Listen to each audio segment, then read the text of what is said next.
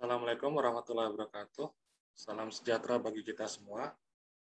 Eh, yang terhormat Bapak Kepala Desa beserta perangkat desa, yang terhormat pimpinan dari Puskesmas, Bapak Ibu,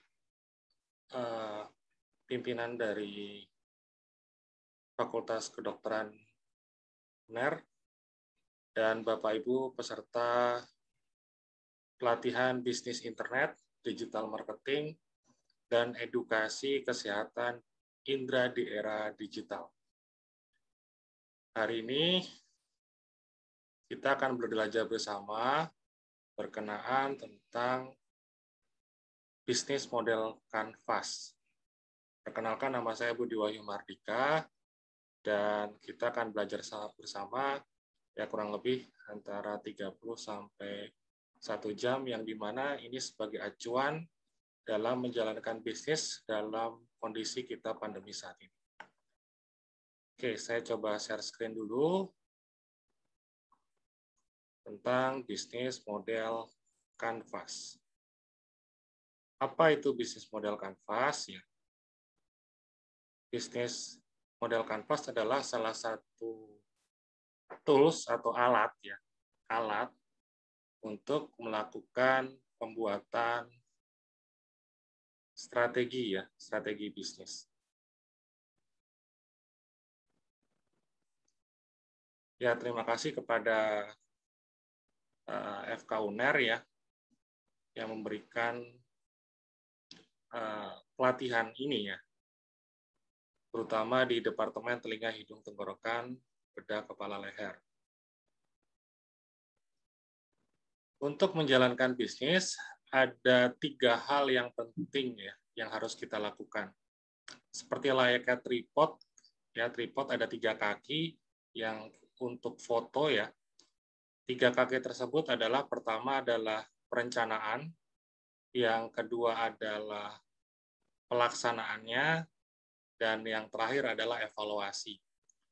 Jika salah satunya tidak dipakai ya, seperti layaknya tripod, itu akan jatuh tripodnya. Sama, kita dalam bisnis, dalam jualan, itu kalau misalnya tidak ada perencanaan, itu mismanagement. Kita merencanakan dan melaksanakan tetapi tidak dievaluasi, itu juga mismanagement, dan itu akan sulit untuk berkembang karena kita tidak tahu tentang kesalahan bisnis kita atau usaha kita. Di perencanaan ada namanya business plan atau proposal bisnis. Banyak ya, rinci. Ada executive summary ya, ada rencana bisnis yang terdiri dari banyak item ya, mulai dari latar belakang, visi misi, SWOT, analisis. SWOT itu adalah kekuatan dan kelemahan usaha kita, ada peluangnya di mana, terus ancamannya di mana. Nah, termasuk sekarang ini kita ada ancaman dalam bisnis pandemi. Terus kita bikin struktur organisasi, analisis pasar, analisis produksi, analisis resiko bisnis, kita buat strategi bagaimana memenangkan persaingan, punya keunggulan, dan kita juga harus membuat proyeksi keuangan dan dananya dari mana sumber pendanaan. Layak atau tidak, rugi atau untung, ya itu penting dalam proyeksi.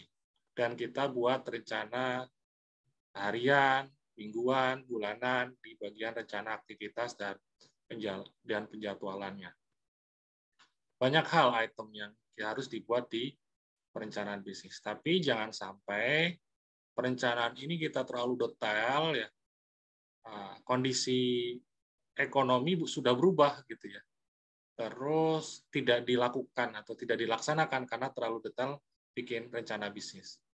Karena saking detailnya bikin rumit ya. Nggak jalan-jalan akhirnya. Padahal perencanaan bisnis itu adalah sebagai awalan saja, sebagai acuan saja. Yang terpenting adalah dijalankan. Ya, jangan lupa dijalankan, kita buat rencanakan, dijalankan, nanti akan sempurna gitu ya. Jadi jangan menunggu sempurna dulu baru dijalankan bisnis plan-nya. buat rencana, jalankan, nanti akan disempurnakan. Karena kenapa bisa disempurnakan? Karena kita akan melakukan evaluasi sambil berjalan. Itu penting. Nah, semakin panjang rencana bisnis, ini semakin besar risiko gagalnya. Karena terlalu banyak rencana ya. Ya udah, laksanakan aja gitu ya. Tetapi juga perlu bikin rencana. Dan kenapa rencana itu semakin panjang, semakin resiko gagalnya? Karena dunia berubah, kondisi usaha berubah. Yang dimana dulu bisnis travel itu dulu menguntungkan, sekarang dalam kondisi pandemi sekarang sulit, retail sulit. Jangan sampai rencana kita ya yang terlalu detail itu mengakibatkan usaha kita terkena pandemi itu tidak bisa naik ya pendapatannya. Jadi harus membuat sesuatu rencana yang singkat ya sebagai acuan ya, dan model bisnisnya bisa kita pastikan segera ya. Kalau misalnya model bisnisnya tidak sesuai, kita bisa rubah dengan cepatnya. Bisnis plan yang semakin panjang justru akan meningkatkan peluang gagal. Rencana baik ya, karena kalau misalnya tidak merencanakan ya berarti merencanakan gagal, tapi jangan terlalu detail karena kondisi ekonomi berubah. Perlu fleksibilitas.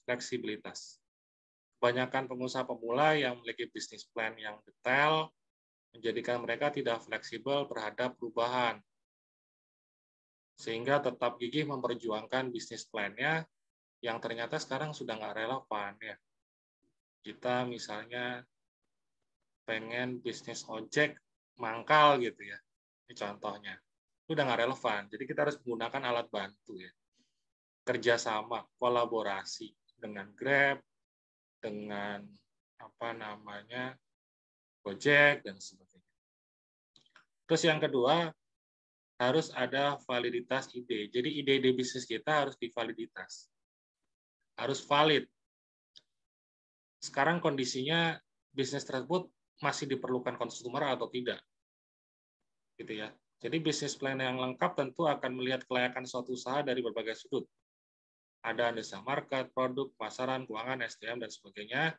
Banyak pengusaha yang lupa untuk menguji apakah ide bisnis ini ya betul-betul valid, betul-betul diperlukan customer, betul-betul bisa jalan, betul-betul bisa mendapatkan hasil. Karena sekarang banyak yang berubah. Paket wisata, umroh, dan sebagainya yang dulunya bisa menghasilkan keuntungan yang besar, tapi karena kondisi sekarang, gitu ya, transportasi itu akan sulit. Makanya perlu dilakukan validitas ide. Ide-ide bisnis kita harus diuji dulu, bisa nggak jalan, atau masih dibutuhkan customer atau enggak, butuhkan pelanggan atau enggak. Jadi kalau dulu ya kita punya ide bisnis, kita bikin rencana. Setelah itu ya udah kita kompetisi, bersaing di sana dan membangun bisnis. Tapi kalau sekarang ya karena perubahannya cepat, ya ide itu harus dibuatkan bisnis modelnya dulu. Terus bisnis modelnya dulu kita validasi. Ini diperlukan customer atau tidak?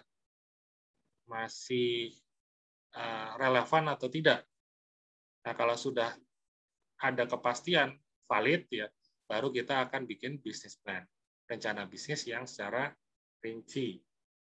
Perbedaannya ya antara yang dulu dan sekarang cuma hanya di validasi ide aja. Sebelum ide bisnis dibuat dari ke dalam bisnis plan, perlu dibuat lebih dahulu pengujian apakah ide tersebut valid atau tidak. Untuk itu dibuat terlebih dahulu model bisnisnya. Jadi sebelum kita bikin bisnis plan, kita harus buat model bisnis.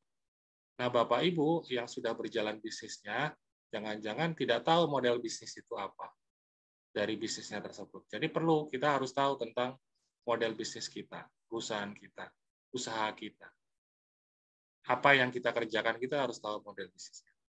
Paling tidak ya ada 9 pilar ya dalam bisnis model Canvas itu, dalam bukunya Business Model Generation ya, untuk strategi memenangkan persaingan bisnis yang dirancang oleh Alexander Osterwalder dalam bukunya Business Model Generation tahun 2010 ya.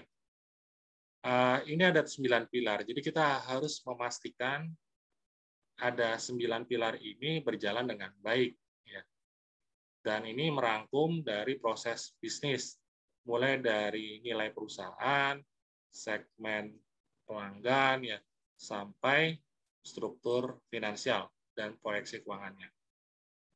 Nah, ini ada 9 ya, Bapak Ibu. 9 itu pertama customer segment yang paling depan ya. Pelanggan kita itu siapa sih gitu ya. Umurnya berapa? Gendernya wanita atau pria karena karakteristiknya berbeda. Kita harus tahu dulu customer kita siapa. Terus yang kedua, value proposition. Keunggulan dari bisnis ini apa sih? Keunggulan dari yang kita kerjakan apa? Keunggulan dari usaha kita apa? Apa yang membedakan usaha kita dengan perusahaan lain? Apa yang membedakan usaha kita dengan baku lain? Itu harus dipastikan. Kita ada membership, kita punya kualitas yang bagus, kita punya hygiene atau bersih dalam membuat produk.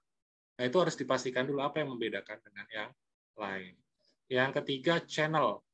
Dan bagaimana nilai tersebut, barang tersebut yang berkualitas yang unggul itu dideliver ke customer. Ini ya, yang ada nomor 3 itu yang ada namanya mobil ya. Bagaimana produk atau jasa kita deliver, diarahkan ke customer, bagaimana sampainya produk itu ke pelanggan, itu pentingnya.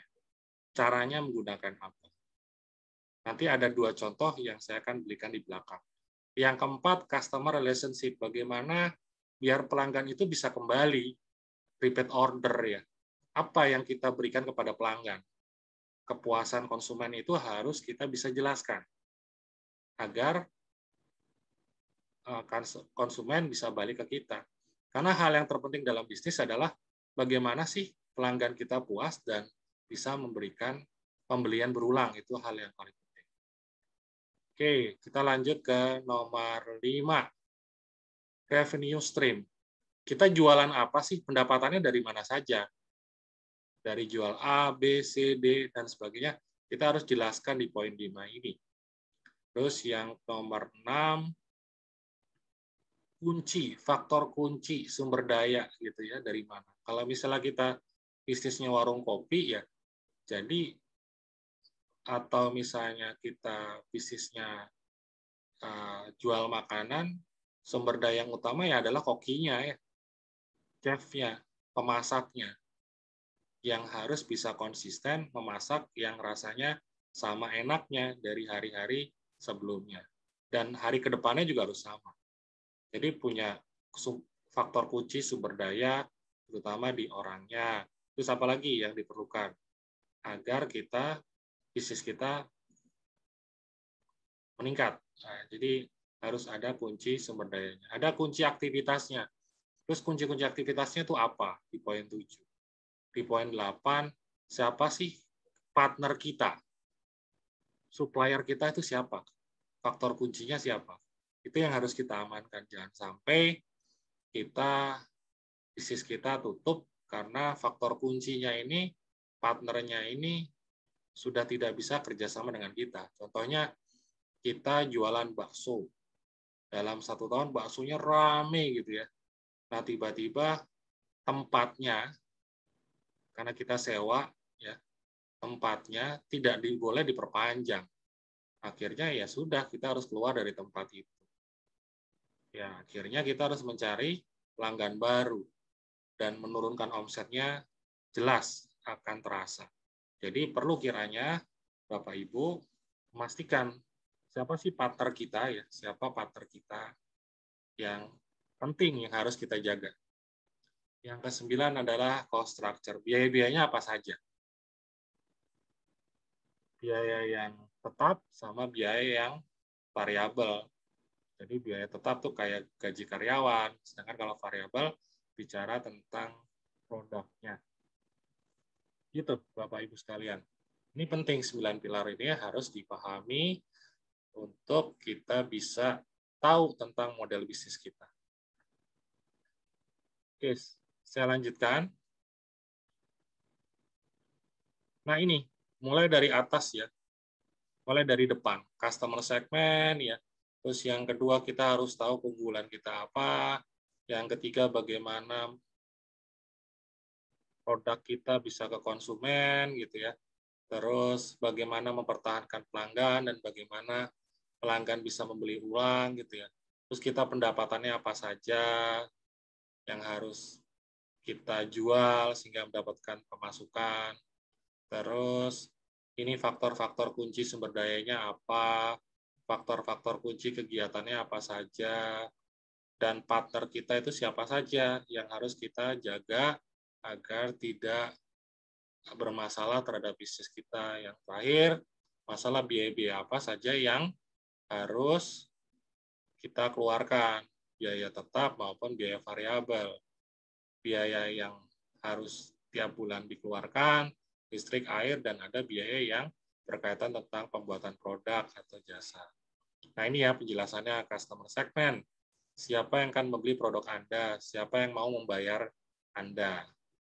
Jadi customer-nya, pelanggannya itu harus didefinisikan. Yang kedua tentang value proposition. Mengapa orang memilih untuk menggunakan produk jasa Anda? Keunggulan bisnisnya Anda dibandingkan dengan kompetitor lain itu apa? Apa yang menarik dari model bisnis Anda? Apa sih yang menarik dari usaha Anda itu apa? Terus channel, bagaimana cara pelanggan dapat mengetahui produk jasa yang Anda tawarkan? Pertama, tahu dulu ya bahwa Bapak Ibu punya usaha, itu penting. Nah, kalau di desa itu ada Joko, Joko siapa? Oh, Joko Tahu. Nah, berarti kan Joko yang jualan tahu. Jadi ngerti. Masyarakat ngerti, oh Pak Joko jualan tahu gitu ya. Jadi paham. Jadi harus tahu kenal. Terus bagaimana cara produk atau jasa bisa sampai ke tangan pelanggan? Bagaimana tahu tersebut bisa sampai ke pelanggan? Berarti kalau misalnya kita punya tempat, punya lokasi, lokasi harus strategis. Biar pelanggan datang tidak kesulitan dalam mencari produk kita. Atau kita menggunakan pengiriman, ya, itu harus dijelaskan. Yang berikutnya, customer relationship. Bagaimana cara Anda untuk selalu berhubungan, connect ya dengan pelanggan.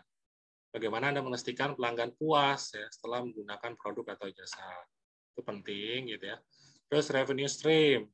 Bagaimana cara bisnis Anda menghasilkan uang? Apa saja produk jasa yang dijual? Jadi harus di-list. Kita jualan apa aja sih gitu ya. Kalau misalnya kita warkop, apakah cuma jualan kopi aja? Perlu nggak jualan jajanan pasar? Perlu nggak misalnya nasi bungkusan dan sebagainya? Itu harus dipastikan juga. Terus ada key resource, faktor kunci dari sumber daya. Apa sumber daya utama yang harus Anda miliki untuk menjalankan bisnis? Ya, sumber daya apa saja? Dan aset apa saja yang Anda butuhkan agar bisnis bisa bersaing, dapat bersaing dengan bisnis serupa. Faktor-faktor aktivitas apa saja yang harus dilakukan sehingga kita bisa menciptakan nilai. Value proposition itulah keunggulan kita, keunggulan perusahaan kita, keunggulan usaha kita. Yang ketujuh, bicara tentang tadi ya sudah key activities ya. Apa strategi yang bisnis Anda lakukan sehingga target perusahaan dapat tercapai? Kita pasti punya tujuan, kita pasti punya target omset. Dan bagaimana sih caranya untuk mencapainya? Nah, aktivitasnya itu di list ya agar bisa mencapai target yang kita inginkan. Key partnership, siapa yang dapat mengerjakan hal-hal kebutuhan perusahaan di luar dari key activities. Siapa pihak partner kita, supplier kita, gitu ya. Vendor yang paling menentukan kesuksesan perusahaan kita. Jangan sampai kita jualan bakso rame karena kita nyewa di tempat orang, tidak diperpanjang, akhirnya kita harus keluar dari tempat itu. Nah, yang punya rumah jualan bakso juga, gitu ya, karena sudah ramai tempatnya. Nah, itu ya harus diperhatikan masalah hal-hal yang seperti itu. Kadang kita tidak terpikir, nanti terpikirnya kalau sudah kejadian. Nah, itu nggak boleh. Makanya perlu kita direncanakan. Cost structures, pengeluaran apa saja yang dibutuhkan untuk menjalankan model bisnis ini, komponen biaya apa yang dibutuhkan pada setiap elemen dari faktor-faktor kunci dari kegiatan. Terus faktor-faktor tentang sumber daya, dan faktor-faktor bagaimana channeling barang kita sampai ke konsumen itu, apakah ada biayanya, ataukah kita memang hanya sewa tempat saja, sehingga nanti pelanggan datang. Dan semua itu ada biayanya semua. Nah, itu harus didefinisikan. Nah, ini ada contoh ya, ada contoh, dua contoh, yang satu bisnisnya bisnis kaos, yang satu nanti saya akan jelaskan tentang warung kopi ya. Nah, ini key partnernya. Mulai dari depan. Customer segment. Pelanggan kita siapa sih gitu ya. Pertama, anak-anak kampus, dari mahasiswa, dari himpunan manajemen jurusan, ada event-event kampus. Kalau kantor siapa? Targetnya pekerja, event kantor. Terus siapa lagi? Reseller yang bantu jualin kaos kita. Itu customer segment. Target pelanggan kita. Terus yang berikutnya adalah value proposition. Apa sih yang membedakan produk kita dengan yang lainnya, dengan kaos lainnya? Pertama, bisa melayani sablon satuan. Jadi baju satu dilayani. Waktu pengerjaan cepat daripada yang lainnya. Kualitas kaos ya tidak mengecewakan. Pengemasan kaos. Nah, ini kaosnya tidak hanya sekedar kaos, tapi dikemas dengan secara epik, dengan bagus. Menjual kaos dengan desain kaos yang unik. Jadi desainnya beda dengan yang lainnya. Dan bisa dilakukan desain. Ya. Jadi ada di jasa desain untuk bisa memberikan desain yang terbaik. Terus bagaimana kita mendeliver, bagaimana produk kita sampai ke pelanggan. Nah, ini pakai website namanya kreakaos.com misalnya gitu ya. Pakai sosial media agar pelanggan kita tahu tentang produk kita, bisa menggunakan website, bisa menggunakan sosial media. Direct selling, jualan langsung, dan juga menggunakan cara kerjasama dengan komunitas di kampus. Customer relationship, ya pakai cara apa? Engagement-nya atau ada ikatan dengan konsumennya, yaitu dengan cara kita ngepost yang bermanfaat di media sosial kepada pelanggan-pelanggan kita, menggunakan FB, Twitter, dan sebagainya, Instagram gitu ya. Kita juga ngasih event-event kepada pelanggan, hadiah, dan ada pelayanan yang personal dan cepat. Faktor kunci dari sumber daya apa aja? Alat desain, kita harus punya PC, laptop, printer, terus kita punya marketing ya, punya handphone ya, punya laptop, kita juga harus punya transport, yaitu motor untuk memberikan pelayanan kepada pelanggan untuk pengantaran. Faktor kunci dari aktivitasnya apa? Yang kita lakukan dalam bisnis kita. Ya, pertama nyari pelanggan ya, pelanggan di komunitas, di kampus-kampus gitu ya. Produksi, kegiatannya beli bahan, terus nyablon, jahit, packing, dan jangan lupakan desain yang bagus. Faktor-faktor kunci yang harus kita kerjasama apa aja? Tukang jahit yang berkualitas, tukang sablon, supplier bahan kaos yang nyaman, yang adem, ya. Dan juga jangan lupa harus desainer yang bagus. Ya. Terus kita jualan apa aja sih? Ya, revenue stream-nya. Nah, kalau ini hanya cuma jualan kaos, Bapak Ibu bisa banyak nanti kalau misalnya sebagai pengusaha, bisa aja jualan kaos, bisa saja Anda jualan kemeja, terus jualan baju kerja dan sebagainya. Tapi kalau ini pendapatannya hanya jualan kaos. Biayanya apa saja? Biayanya kalau dari produksi ya bahan kaos, sablonnya, packingnya, biaya kirim itu biayanya. Terus marketing butuh ada event, terus butuh brosur, butuh pamflet, biayanya berapa. Terus ada gaji pegawai, terus ada listrik, ada internet, ada telepon. Nah, ini kita pastikan dulu ini antara revenue stream, pendapatan, dikurangin biaya, ini masih ada labanya ya. Nah, ini pentingnya model bisnis yang 9 pilar ini adalah memastikan di awal, ini bisnis ini layak nggak sih, bisa jalan nggak sih? Jangan-jangan kita sudah jalan bisnisnya, karena tidak pernah dievaluasi dan dibuatkan model bisnisnya, rupanya rugi atau tidak ada laba. Jadi bertahun-tahun ya habis gitu ya, sehingga tidak tumbuh, tidak ada cabang baru, tidak ada ekspansi, sehingga ya gitu-gitu aja bisnisnya. Ini ada contoh satu lagi tentang bisnis warung kopi ya, sedep ya.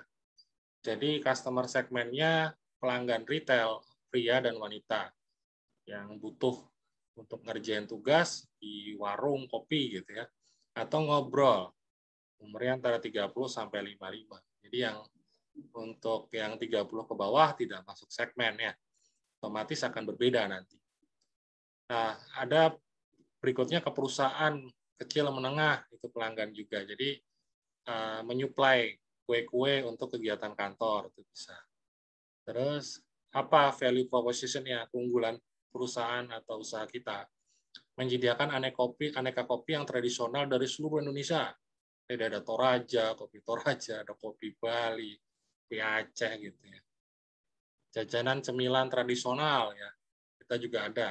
Terus semua kopi dan jajanan dari bahan baku ramah lingkungan dan tanpa pengawet. Channelingnya, bagaimana produk kita sampai ke pelanggan, ada lokasi warung ya, terus ada acara-acara kantor yang kita berikan layanan untuk jajanan. Customer relationship, bagaimana engagement atau hubungan dengan pelanggan agar terjadinya penjualan yang berulang. Kita bisa menggunakan membership, ada diskon ya di sana. Atau promo, member, beli 5 dapat gratis 1 kopi. Gitu ya, itu namanya customer relationship. Sedangkan faktor kunci sumber daya atau key resources ya, lokasi warung yang strategis, terus sumber daya yang terampil dalam buat kopi, dalam buat jajanan pasar, dalam buat mungkin ada cemilan ya dan sebagainya, atau makanan nasi bungkus. Terus key activities, menyediakan minuman kopi dan camilan yang berkualitas aktivitasnya, dan memberikan pelayanan yang ramah dan informatif, mampu menjelaskan produk-produknya yang dijual di warung kopi. Terus partnernya siapa? Ya harus kita mencari supplier kopi yang berkesinambungan, yang bisa diajak kerjasama jangka panjang. Terus produknya juga berkualitas. Dan ada juga supplier cemilan tradisional. Kalau ada nasi bungkus, kita perlu juga supplier nasi bungkus. Gitu ya. Atau kita bisa buat sendiri. Gitu.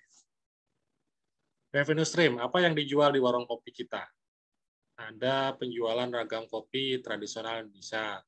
Ada penjualan cemilan, jajanan tradisional. Ada jualan juga bubuk kopi ya. Dan bisa kita juga mengembangkan warung kopi kita di berbagai tempat dengan cara lisensi atau waralaba. Bisa juga. Atau business opportunity, kesempatan bisnis kepada orang lain untuk menjual atau bisnis di bidang kopi, warung kopi. Cost structure, biayanya apa saja? Ada bahan baku mentah kopi dan lainnya.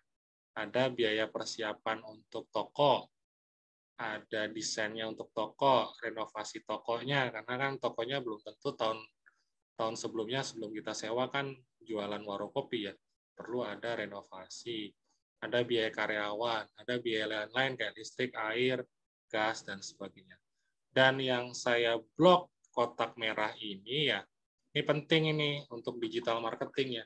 Bagaimana channelnya, bagaimana produk dan jasa kita di-deliver bisa terkirim ke pelanggan, atau bagaimana pelanggan mengetahui produk kita. Gitu ya.